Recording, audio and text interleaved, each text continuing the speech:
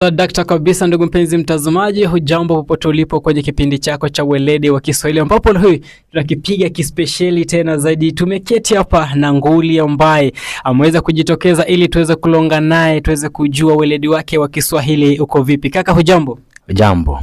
Uko vipi? Niko salama. Uko freshi? Kabisa. Naona umepiga pamba hapa bana. Haya, ni Luku bana. Luku. Labda tuambie tu jina lako, unaitwa nani? Kwa majina naitwa Aston Kiambi. Aston Kiambi. Naam. Uko fresh kabisa? Kabisa. Lugha ya Kiswahili nakupelekaje? Lugha ya Kiswahili iko salama kabisa. Lakini unajua huwezi kosa changamoto. Sasa uko vizuri kwenye kipindi chetu? Naam. Labda Aston, tueleze tu thermos flask kwa Kiswahili tunahitaji.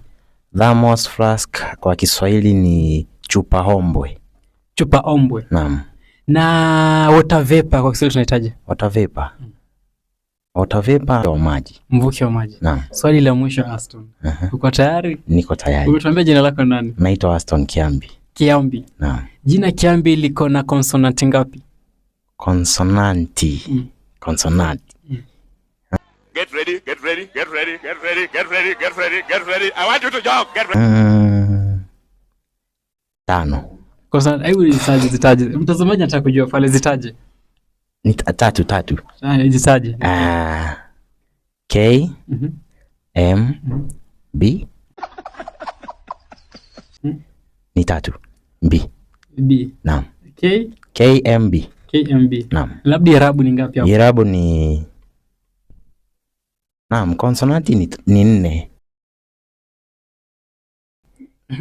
Alafu Irabu ni 2 tu. 2 peke yake. Labda tuambie irabu ni basi ni gani gani? Irabu ni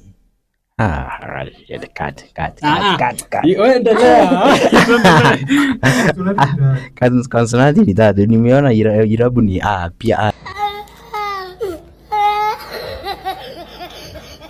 ni irabu. Naam. So konsonanti ni 3 na irabu ni 3.